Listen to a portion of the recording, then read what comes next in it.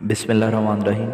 14 अगस्त 1947 जब तारीख़ ने एक तारीख़ रकम की, बरसग़ीर पाक व हिंद की आज़ादी 15 अगस्त 1947 को मुकर्रर की गई थी, लेकिन पाकिस्तान को आज़ादी हकीकत में 14 अगस्त 1947 को मिल गई, क्योंकि वायसराय हिंद लॉर्ड माउंटबेटन को 15 अगस्त को इंडिया की आज़ादी की रसूमात में शरीक होना था।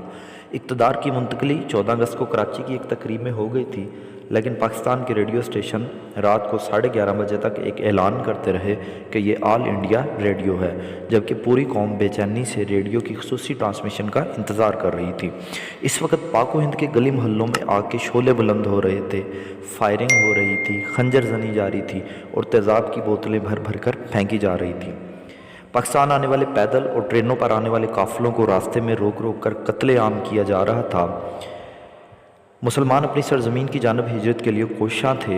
लोग अपने अहलो याल और मामूली सामान लिए अपनी मंजिल की जानब रवां दवां थे, लेकिन ये सफ़र भी लाखों जानें ले गया।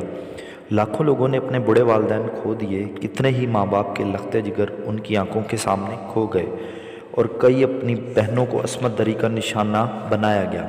आज भी दास्तानें ज़िंदा हैं। बहुत से लोग ऐसे हैं जिन्होंने आज़ादी के सफ़र में लावारिस बच्चों को पाया और इन्हों की अपनी औलाद की तरह परवरिश की।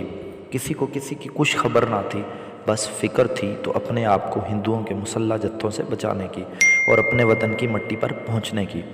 रेडियो पाकिस्तान का कोई पुरसाने हाल ना था। इस वक्त पाकिस्तान में सिर्फ 3 रेडियो स्टेशन थे, कराची, लाहौर, पेशावर।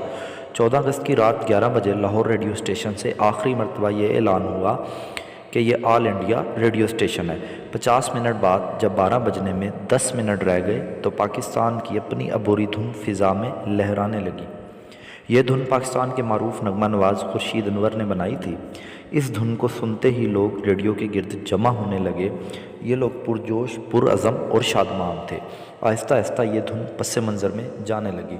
जब 12 बजने में सिर्फ 1 मिनट बाकी था तो ये धुन पस मंज़र में गायब हो गई और एक आवाज़ उभरी, अब से कुछ देर बाद एक आज़ाद और ख़ुद मुख्तार ममलकत वजूद में आने वाली है। फिर रेडियो पर क्लॉक की टिक टिक की आवाज़ उभरी और लोगों के दिल की धड़कनें भी तेज़ होने लगीं।